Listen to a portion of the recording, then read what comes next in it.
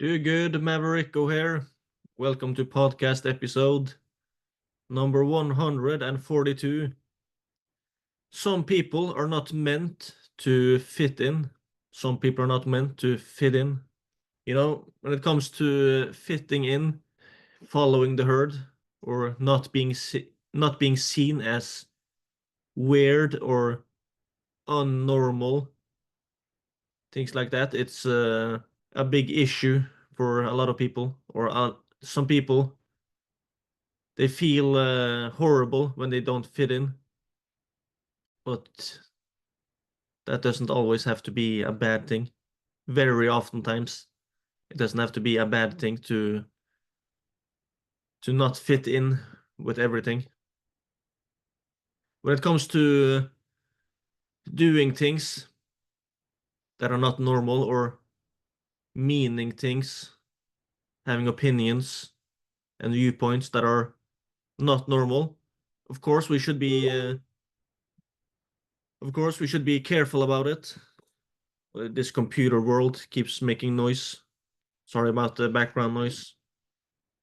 Of course, you should be careful about it when it comes to being unnormal or not fitting in, because if a lot of people, if it is the case that the vast majority of people have the opinion that is different or the complete opposite to what you mean, you might be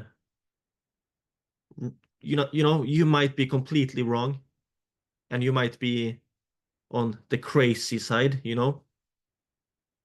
So when we disagree with what's normal, of course we should be careful about it and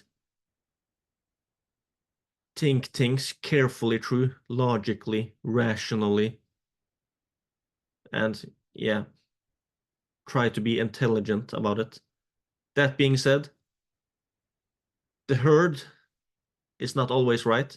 If you walk up a road or a street and suddenly you meet a bunch of people that are running towards you, maybe you heard a loud bang or something like that, and then you see a herd of people running towards you, and you don't really know what's going on.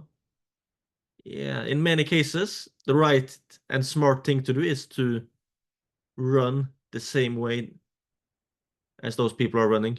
But in some cases, maybe you should run against the herd, especially if you know what's going on and you can do something to solve it. So yeah, it depends. Following the herd, sometimes it can feel safe.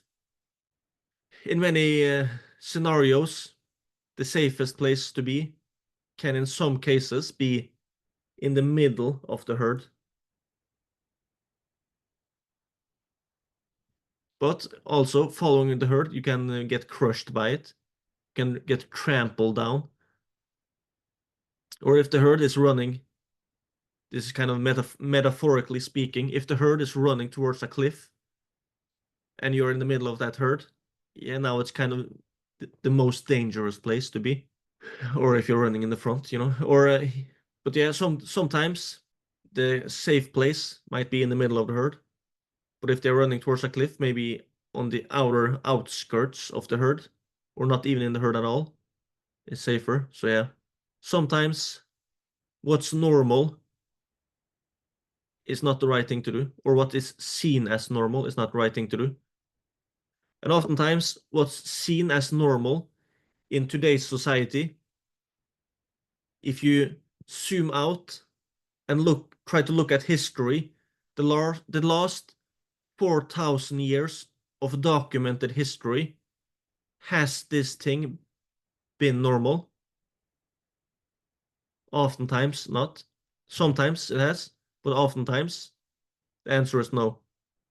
So yeah, then you might be a social outcast when it comes to some of your opinions these days.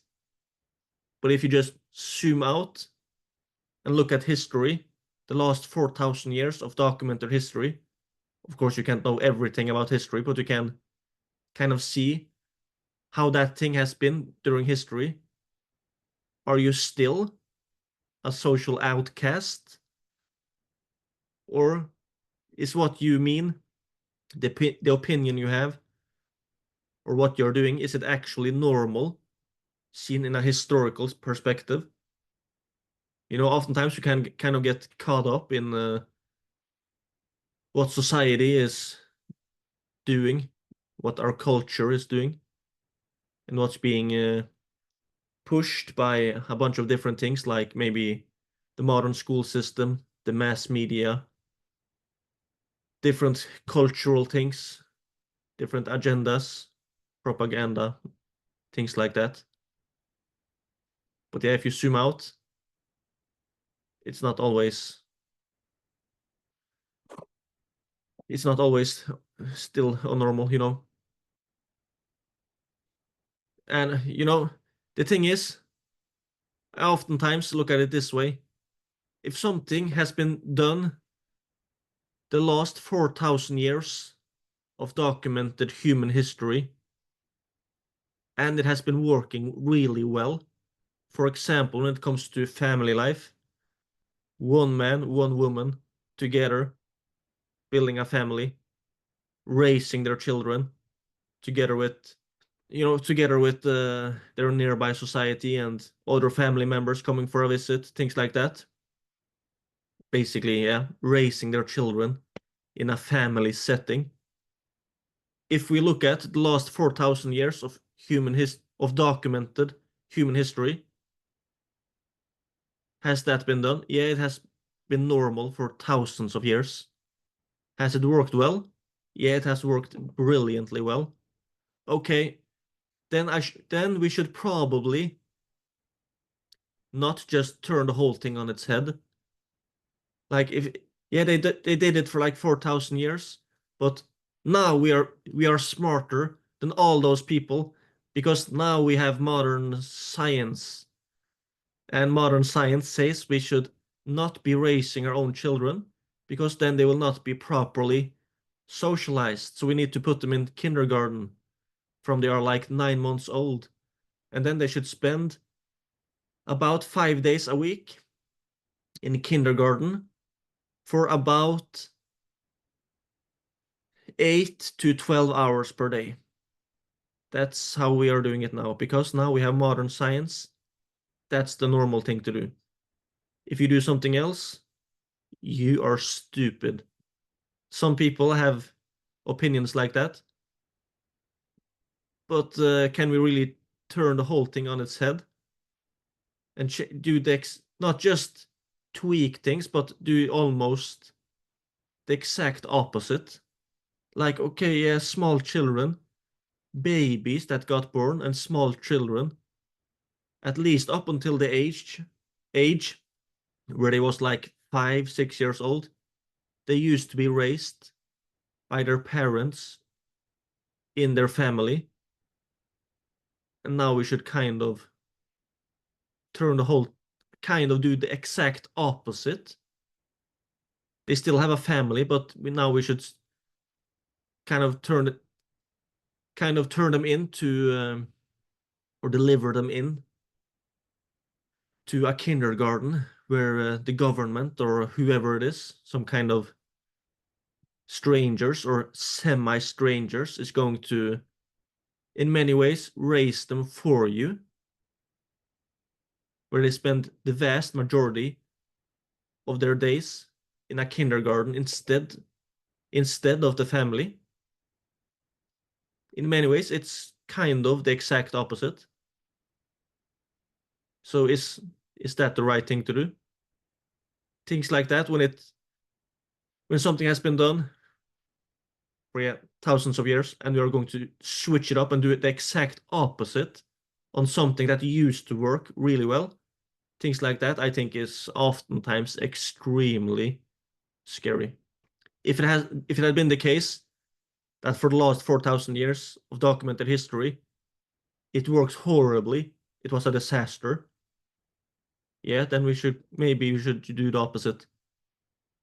But no, when it comes to things like that, it's scary. But how do you look today? If you say that no, you do not want your children to go to kindergarten. You want to raise them in your own family, and you want them to, yeah, you want to raise your children together with your wife in your own family. Of course, they will be meeting a bunch of other people, other family members. You'll do things like that, but you don't want them to be raised in a kindergarten. So if you say something like that today, are you normal? That's today in modern society, especially here in the western part of the world. If you say that you don't want your small children to go to kindergarten, you are not normal in that aspect, on that opinion.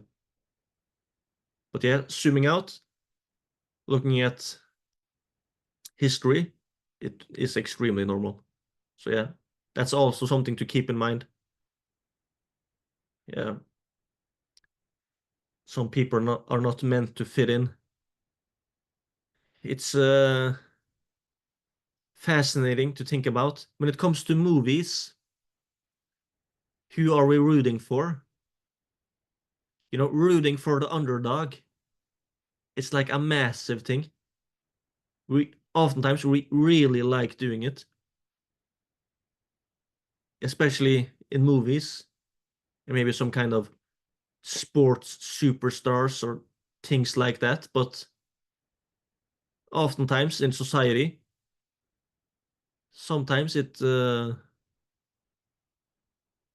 becomes kind of the opposite, where people are looking down on people that are not following the herd. They're kind of looking down on the underdog. It happens a lot. And also when it comes to movies, the point I'm getting at is when it comes to movies, a lot of people oftentimes are rooting for the opposition. If they see a movie about World War II, the Nazi Germans during World War II, they are rooting for the opposition, those that are fighting against the Nazis, they are rooting for. Or if they maybe see some kind of movie about a communist regime, who are people rooting for?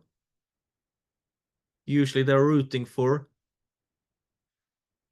the person or the little group that was in opposition to that communist party. They're rooting for the underdog, or they're rooting for the opposition. I don't have that many, for some reason, not that many movie examples comes to mind at the moment when it comes to the whole thing of yeah, people rooting for the opposition, for those that are standing against tyranny, standing against evil things being done. But the fascinating thing is, a lot of those same people, when it comes to the real world, oftentimes find themselves rooting for not the opposition, but rooting for the propaganda. They're kind of gobbling up the propaganda, and they're jumping on the bandwagon. And when it comes to the opposition, they are kind of attacking it, ridiculing it, making fun of it. You know, one of the last massive ones was an event that happened in the year 2020 to 2024. Yeah. What side were you on? It was not let me just say it this way. The propaganda machine, the mass media, a lot of celebrities, a lot of the most popular opinions, the most heavily pushed agendas was not always right, What side were you on? Did you really think for yourself? Think logically, rationally, intelligently, and practically through it? Or did you just kind of follow the herd? Something to think about. The herd is not always right. It can be extremely dangerous to only follow the herd. I'm not really sure how to explain this, but yeah, if you are not fitting in and you're doing something opposite of what the vast majority of people are doing, you might be wrong. Be careful about doing it. Think things practically through. Be rational, be intelligent, be practical, be logical, be biblical. Yeah, be rational about it because you might be wrong. But if you have thought it through and you're still convinced you are doing the right thing, yeah, do the right thing. Because my whole point, the crowd or what the vast majority of people are doing is not always right. And it doesn't always have to be a crazy thing like an emergency or like some big propaganda thing like that. Sometimes it can be even smaller, kind of smaller things like should you buy a new car or an old used car? Or should you get in debt to buy a house or should you not? Should you buy a house to live in yourself or should you buy a house to rent out first? Things like that. Should you get a job as an employee and have that as your one and only source of income? Or should you try to get multiple streams of income? Should you invest or not invest? Should you live below your means or above your means? Things like that. There's one, when you talk about not fitting in, one thing came to mind, the Think Different ad by Apple. Let me try to read it out loud. Think different. Here's to the crazy ones, the misfits, the rebels, the troublemakers, the round pegs in the square holes, the ones who see things differently. They're not fond of rules, and they have no respect for the status quo. You can quote them, disagree with them, glorify or vilify them. About the only thing you can't do is ignore them, because they change things. They push the human race forward. And while some may see them as the crazy ones, we see we see genius, because the people who are crazy enough to think they can change the world are the ones who do. Some hiccups in there, but yeah. That ad went viral. And why? Yeah, something to think about. Anyway, some people are not meant to fit in. I could go on and on about this subject. I'm not really an expert at this, but yeah. One of my main points is don't be afraid of not fitting in. Because if you're really afraid of not fitting in, you might one day find yourself in a situation where you are doing something really crazy or really dangerous or really harmful just by your motivation to fit in alone, you know? And sometimes you might even find yourself, yeah, in a group setting or with a bunch of propaganda or pressure or manipulation, things like that. And if you're really afraid of standing out and of not fitting in, the chances of you doing something you will regret later on, doing something crazy, something bad, is a lot higher. So yeah. And sometimes the paths that society have kind of pointed out for us, or the blueprint that the Matrix or the machine or whatever you want to call it have pointed out, it doesn't always fit to everyone. Some people, they don't really fit that good into being an employee. Someone wants to be an entrepreneur. There's a lot of different pathways, different solutions.